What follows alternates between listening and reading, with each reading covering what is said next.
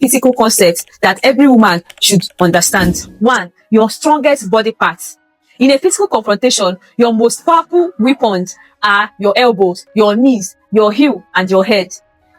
These are harder, stronger, and more effective than your fists. If you need to create distance from someone grabbing you, an elbow to the chest or a knee to the groin is effective. 2. Target vulnerable areas. If you are grabbed, the most effective targets are eyes, nose, throat, and groin. You don't need strength to affect these areas, just accuracy. A palm strike to the nose or fingers towards the eye will cause involuntary pain and give you a window to run. 3. Create distance and run. The goal of self-defense is never to win a fight, is to create enough time and space to escape, strike, make noise, and run. Run towards people, run towards light or gateway. If you watched to this point, thank you very much. And here is what I really want you to hear. Taking a self-defense class is one of the best things you can do for yourself. Not because the world is scary, but because knowing you can protect yourself changes how you carry yourself. That confidence is something you wear every single day. A lot of women say that after one self-defense class, they just feel different, more grounded, more aware. Many community centers and women organizations offer free or low-cost classes. There are also great beginner videos online from certified instructors. Look into it. It's genuinely worth your time. Next section, which is the 7th section that we're going to talk about, is what to do if someone follows you home. I know you must have seen some of this in movies. If you suspect you are being followed, make 4 turns in the same direction, basically walking in a full cycle or bus shape. If the person is still behind you after 4 turns, that's not a coincidence. You can also vary your pace, walk faster, then slower. If they mirror you, pay attention. What to do if you realize you are being followed? Step 1, do not go home. This is the most important rule. Your home is your private space and it's a safe space, and leading a potential threat directly to your front door removes your primary layer of security. Instead, you want to go somewhere public, populated, and ideally staffed. Some rush into the market, some enter the church compounds, or maybe enter in a church building. Most people run towards the police station or stuff like that. Go to a shop, a restaurant, a pharmacy. There are a lot of places you can hide that are populated.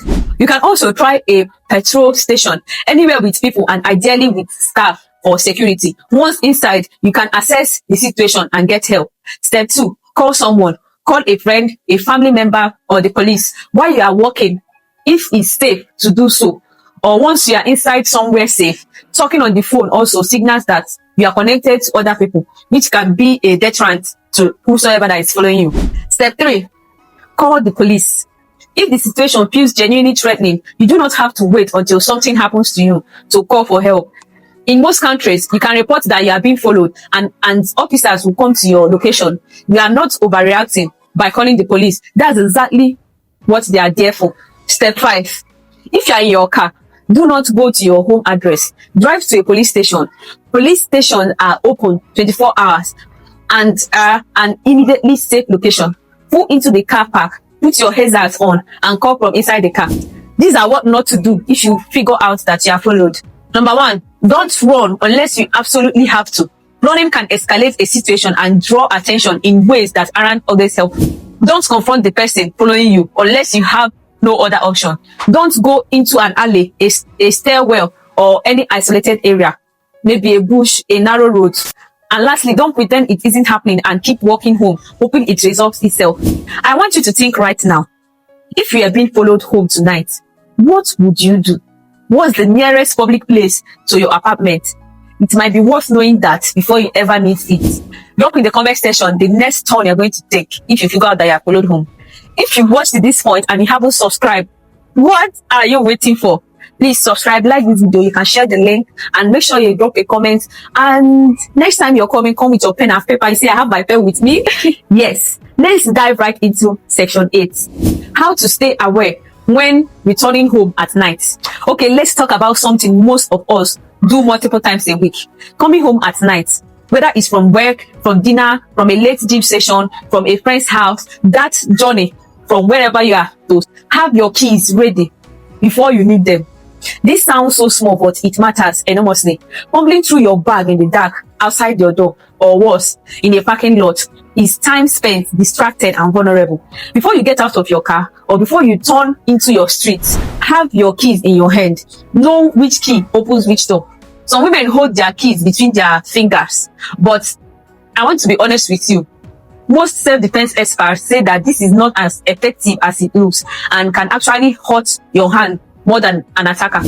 What is more effective is having a personal alarm attached to your key and being mentally present to know when the alarm rings. Next thing to do is to stay off your phone while walking. I know, this is hard.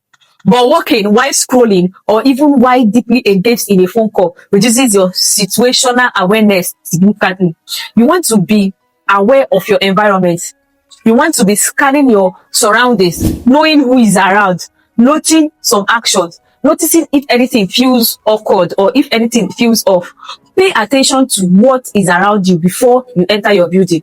Before you walk into your building, pause for just a moment and look around. Is anyone loitering nearby that you don't recognize? Is the entrance area well lit? Has anything changed since you left?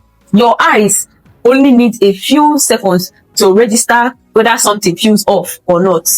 If something doesn't feel right, trust that you can wait outside in a lit area and call someone, or you can re-enter your car if you drove. You don't have to walk in. Know which parts of your routes home are properly lit. Spend a few minutes thinking about your regular routes home. Are there stretches that are dark, isolated, or poorly maintained? Is there a shortcut you use that actually passes through somewhere you often feel uncomfortable about? If so, opt for the slightly longer but better lit route. Is worth the extra 2 minutes. If you use ride, verify your driver. Before you get in, always confirm the car, the make of the car, model, color, license, plate. Match it with whatever the app shows you. Confirm that the driver's name is the correct one. Call the driver by his name once you enter, because most people have been kidnapped, abducted, or their valuables have been taken from them from the ride they booked. Some apps now have a check your ride feature, so make sure you use it. Getting into the wrong car is a real risk that has real consequences. Also, share your trip in the app with a trusted contact so someone knows where you are in real time. These habits feel small when you practice them, but over time, they become second nature and they make a real difference in your level of awareness and your sense of confidence when you are moving through the world on your own. Please don't scroll yet. We are the section 9, creating a trusted emergency contact system. I've been hitting up on emergency contacts. Now, the last major action you can take, and this one is about community, because safety is not just about locks, and alarms or self-defense move. It's also about the people around you. Having a trusted emergency contact system is one of the most practical and underrated safety tools available to women who live alone.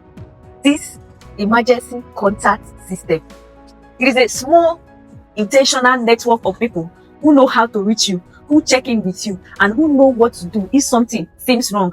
It doesn't need to be formal or complicated. It just needs to exist. So step 1, choose your people intentionally. When I mean choosing your people, I mean friends, relatives, neighbors, acquaintances. Your emergency contact system should include between 2 and 4 people. This should be people who are reliable and responsive, not the friend who takes 3 days to reply text or calls. People who knows your address and daily routine. People you trust completely. Ideally, people in different life situations, so that if one is unavailable, another isn't. Step 2, have the conversation explicitly. Tell these people, they are one of my emergency contacts. If you ever can't reach me and you have reason to be concerned, here is what I want you to do. Give them your address. Give each other's number. Talk through what a reason to be concerned looks like to you specifically. Don't assume people already know this. The conversation makes it real and removes ambiguity in a crisis. Step 3, establish a check-in rhythm. This doesn't have to be daily. It can be whatever works. Some women do a Sunday check-in test with a close friend. Some have an agreement that if they don't respond to a message within 24 hours, a call or visit is warranted. Whatever the rhythm, make it consistent enough that a deviation is noticeable. Use technology thoughtfully. There are apps designed to help with this. Life 360 allows trusted contacts to see your real-time location. Be Safe has a follow me feature where someone can watch your GPS as you walk home. Apple and Android phones both have built-in location sharing features that are easy to use. You can also use your phone's Emergency SOS feature. On most iPhones, holding down the side button and volume button for a few seconds will trigger an emergency call and share your location. On Android, rapidly pressing the power button 5 times will do the same on many models. Know your phone's emergency feature. The step 5 is to keep a physical copy of critical contacts. That's step 5. This sounds old-fashioned. But if your phone battery dies, if it's lost or broken in an emergency, knowing important numbers from memory or having them written down somewhere that is accessible matters. Write down your 2 or 3 most critical numbers somewhere in your home. The inside of a kitchen cabinet works. It's old-fashioned, right? But it is useful. Think of your emergency contact system not as a product of fear, but as a product of love, of the people in your life who would want to know if you needed help and who would want knowing if they need help too. It's one of the kindest things you can build for yourself. Okay, we covered a lot today. Let me give you a quick recap of everything we talked about. Number 1 is dating safety. Meeting in public, never sharing your address too early, trusting your gut, and using code words with trusted friends. The second one is handling suspicious neighbors, which requires you recognizing behavioral patterns, documenting incidents, and knowing when to involve your landlord or the police. The third one is emergency response planning, knowing your country's emergency numbers, having an ICE contact, which is in case of emergency contact, building a simple emergency kit, and planning your fire escape route. Fourth one is self-defense basics. Your voice is your first tool. Personal alarms and legal safety tools, and the physical basics of creating distance and getting to safety. The fifth thing that we talk about is what to do if someone follows you. Don't go home. Go somewhere public and starved. Call for help and trust your instincts completely. The next one is staying aware while coming home at night. Your keys should be ready. Your phone should be down. Scan your surroundings. Verify rights and choose well-lit routes. And the last thing is building a trusted emergency contact system. Choose your people intentionally, have explicit conversation, establish a check-in regime, and use technology wisely. The information in this video is not here to scare you, it's here to equip you. Knowledge doesn't create fear, it dissolves it. When you know what to do, you move through the world differently, you walk taller, you feel steadier, and you are not caught off guard because you've already thought of it. You are not alone in this. Millions of women around the world are navigating exactly what you're navigating. And the more we share this information, the more we look out for each other, and the more we all become safer. So please share this video, send it to a friend who just moved out or who just moved into her first big girl apartment. Send it to your sister, your daughter, your co-worker, whoever in your life might need it, because this information is too important to be kept to yourself. Hey, before you click away, if this video gave you even one thing you're going to use, please give it a like. It takes just 2 seconds and it will help so much with getting this content in front of women and anybody who needs it. If you're not subscribed yet, now is a really good time to do that. This channel is still growing and I'm building a whole library of content specifically to make our lives better. In this channel, we share little things that makes life easier, better, and brighter for everyone. So drop a comment and tell me which section today was most useful for you. Was it the dating safety tips, the self-defense section, the emergency contact system? I genuinely want to know and I'm going to read the comments. This is a community and your voice shapes what I make next. And if you want to watch part 1, it is linked right there at the description. Go check it out. Take care of yourself, stay safe, and I'll see you next time.